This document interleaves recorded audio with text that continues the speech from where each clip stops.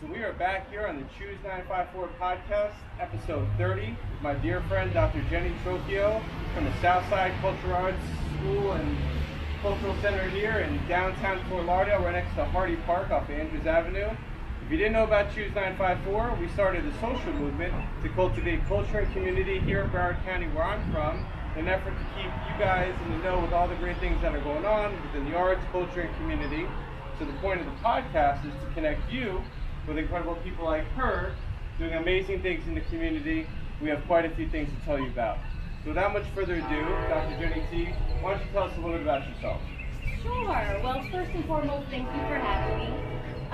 So my name is Dr. Jennie Trocchio. I'm an autism therapist, educator, and really trying to build the autism community, trying to bring us together through fun and meaningful activities. So often, people think of autism in terms that it has to be therapy and it has to be all these boring sorts of rote things, but really we're here to say, no, we get to come together to celebrate, to have fun, to play. That's when we learn, is when we're playing. So we're super excited to be here to talk about an awesome event that's coming up. Yes. So on April 2nd, we're having a Connect and Play on World Autism Day celebration right here at Southside Cultural Arts Center. And it's going to be a place where everyone comes and just celebrates. We're going to have bounce houses, we're going to have resources, we're going to have a little bit of everything, something for everybody. So the goal is that we all are coming together and we're playing in a way that's fun and meaningful and to shine a light on us, to show how incredible it can be and all the amazing talents that go with it. And why don't you tell us a little about your organization and the work that you do every day? Sure. So I'm an autism therapist, so I work one-on-one with a lot of families. Individual kiddos, work with the parents to teach them how to interact with their kids in a way that will produce meaningful interactions. I also work with a lot of schools, so consulting with the schools, teaching them how to teach the kids in a way that's meaningful. I'm an adjunct professor at Lynn University. I teach all the Intro to Autism courses. I'm a professional speaker, and recently I've engaged in a really fun sort of activity with a lot of help from the Choose954 community and the Accent Club of autism family field trips. So bringing families together in fun and meaningful ways in the community. So often we end up kind of getting stuck in our own little houses, in our own little bubbles, and really the magic happens when we leave that, when we leave our houses and come together with the community to do some cool stuff, and that's when we learn, right? Amen. Why don't you tell us a little bit about the why behind why you started doing these things, and then the why behind why you're doing Connect and Play Day? Sure. So the why, as in why autism? Why do I work with autism? So I always knew I wanted to work in special education. I knew that there was so much magic in so many individuals, and just these labels kind of keep everyone feeling like there's a cap, like there's a limit to what we can do, and I really have seen such amazing things happen. I believe that there's no cap, so I really like working to overcome all of those barriers and the perceived barriers and the actual barriers. So I started working with kids with all special needs, and immediately I started realizing that kids with autism were fascinating. And so I really just sort of became, not obsessed, but almost obsessed with figuring out what's going on. I mean, I had a student once who could hear a helicopter before I could, and he could identify the news channel it came from by the sound of the blades. Wow. Exactly. I had another student who could draw a perfect map of his city. So there's just all of these amazing abilities, but I really wanted to figure out, okay, so how do we bring this out? There's so much potential in there, but how do we really show these potential to the world? So the more I started reading and learning and taking course after course, I really found out that, just like anyone, when we connect with someone and we're able to build that connection, it's through relationships, it's through fun and meaningful activities that we're able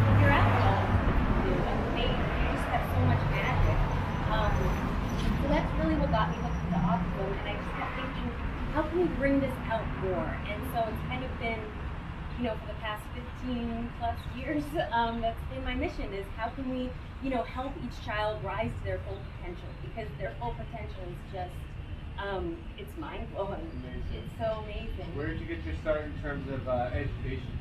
So I went to University of Miami for undergrad and immediately started teaching in public schools. Realized I needed a lot more skills, tools, and strategies. So I went back to UM to get my master's, so I was getting it at night. And then I still needed more tools and strategies, so I went back to school and started working on a doctorate at Barry University.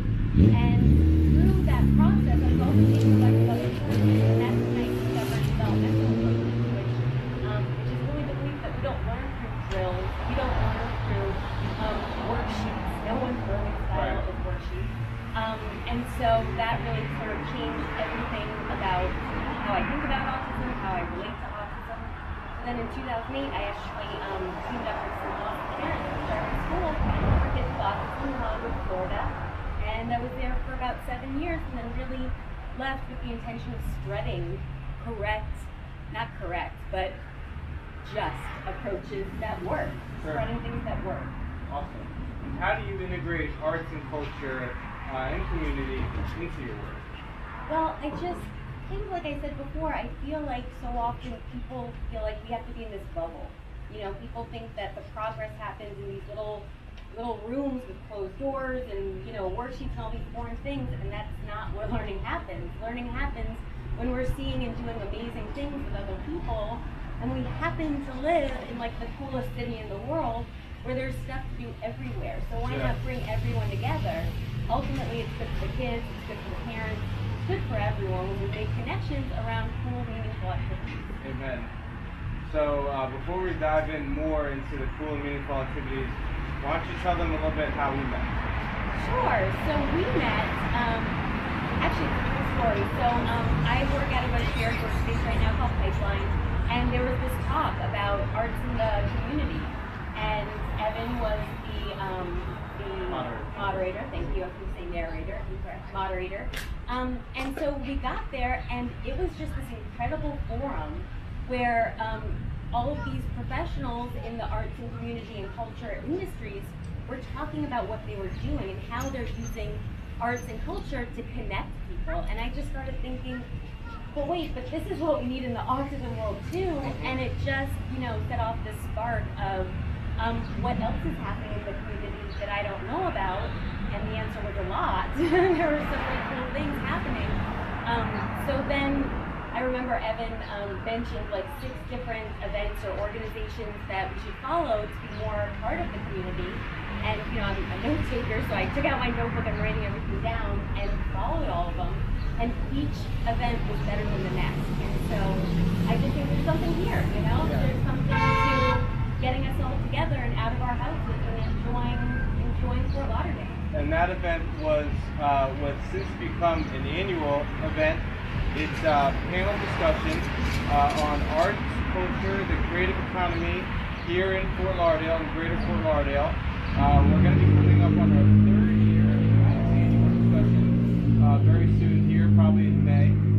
And it's a pivotal conversation, pivotal and very important topic for people to consider, because even as an autism educator, Dr. Jennie is able to contribute to the creative economy. And we have replay of the panel discussion. It is on the Choose954 Facebook page, and I believe on the YouTube page as well. And if you go under, I believe, memorable live streams from events or panel discussions from a playlist tab, you could play that conversation back. We hope you could join us at the 3rd annual installment coming up here in May. So, how has your life changed since that event? Ooh, such a fun question. My life has changed significantly since then. I think not only have I personally been able to experience what happens when you meet other like-minded people who are doing fun things, and that has been significant, by the way. It's been amazing. And it just reminded me what happens when we're able to connect with people who share our beliefs and who want to explore new things. So that's been huge on a personal front. And then also just with my business, my organization, else can we connect? And how else can we do things that are fun and meaningful? It's adventure. That's ultimately the way we all learn. It's new information, exploration. Exactly. We have to process it. We have to take it in. Those moments where we say, "What is this?" That's on the back of that. Amen. So that really got me thinking about how can we incorporate the autism community into something like this. So many families, and I get it. It's a full day of school, and there's therapies for hours after school, then everyone's exhausted. And I get that. I think that when we do fun things that are fun for us, sort of fills our cup back up. Amen. And it's important in terms of mental health, in terms of therapy, in terms of fun. It's a necessary part, or it should be a necessary part of all of our lives. Amen. Very well put. So why don't you tell them where they can find you on social media? Sure. So social media, I'm on Instagram, Dr. Jennie T. I am on Facebook. My organization's Autism Education Development Solutions. LinkedIn, you can find me. My website's www.drjennietk.com. Pretty much, you can find me pretty much anywhere. What do they type in for the event page to get more information? So the event page is bit.ly backslash, thank you, Connect and Play 2019. So we also have a page just for the event, which is Connect and Play Day 2019. And I've been sharing it on the Choose954 Facebook page, so you can see it linked there as well. And if you type in Connect and Play here in the Fort Lauderdale area on Facebook, the event page should pop up. And so we really encourage you, if you have friends, family members, colleagues, people you know in the community, if they have a friend or family member with autism or not, and you think they'll find it engaging and interesting and rewarding and beneficial to them, please do share. It doesn't hurt to share. It's really going to be a great thing. We're proud to support. I got my blue pin on today. Thank you, Dr. Jennie T. Some of the events that Dr. Jennie T has since become a regular attendee of, we're glad to continue supporting. So we started a lot of these new initiatives through a free meetup group that we participate in called Action Club, spelled AXEN. It's a mini mastermind group. It's an accountability, motivational support group. You can come with an idea, a dream, a startup, a passion project, whatever you have. You don't even have to have any of those things. And we literally sit around the table, neutral third-party strangers that end up becoming friends, and we help people innovate those ideas. And we help share ideas and share resources and share things to help people grow their goals, grow their ideas, grow whatever they have going on. So you can find out more. It's Action Club, AXEN. From there, Jennie started attending Raw Storytelling, which is a great event that our dear friend Edith Velasco puts on through her brand Witchcraft Branding. It's every second Thursday night of the month at 8 p.m. at Cafe Collective in downtown Fort Lauderdale. It's our version of the Moth, True Stories Untold. We strongly encourage you to check it out yourself. Raw Storytelling. The day of the month after Raw Storytelling is when you'll find an event that I host that Dr. Jennie's attended and we're all big fans of, and it's had a profound impact on my life. Creative Zen. It's a monthly breakfast lecture series. It's a mini TED Talk that we say it's for the creative community, but everybody's welcome, everybody's creative. So it's one speaker, an entrepreneur, an artist, a thought leader, a Zen mastery instructor, whatever the case may be, sharing their thought-provoking, inspiring story. We provide coffee, breakfast, networking, the talk for free. We rotate the venue every month. We're very excited that this next month we have the founder and the creator of Action Club, one of the people that I admire and respect the most in this world, Ivan Dynamo de Jesus, otherwise known as Dynamo, who will be sharing his story at the new General Provision co-working space in downtown Fort Lauderdale, right off of 1st and 2nd, right across from the AutoNation headquarters in Pita Pit. Doors open at 8:30. Talk starts at 9. You're out of there by 10. If you're worried about missing an hour of work, we got some great things to tell your boss. You're gaining inspiration. You're networking. You're meeting folks, and you're bringing new insights to bring back and infuse into your work. So don't worry about missing an hour of work. We'll tell you what to tell your boss. So that's April 12th. It's for free. We ask you RSVP online. It's a great event. I'm glad to be hosting a tour of one of our favorite monthly community events of the month, the Art Walk in Flagler Village, which is Fat Village, Mass District, and the Hive. Our Art Walk is the last Saturday night of the month. It's our greatest community event of the month. It's the only time that regularly 4,000 to 5,000 people come out and get together and connect and engage over the arts in the community. And this is the platform where our local artists and creatives are able to be highlighted, showcased, and discovered regularly and supported. So if you've never attended this event before, I'll be leading a guided, curated tour starting at 6 p.m. at the trolley stop in Mass District off of 5th and 9th.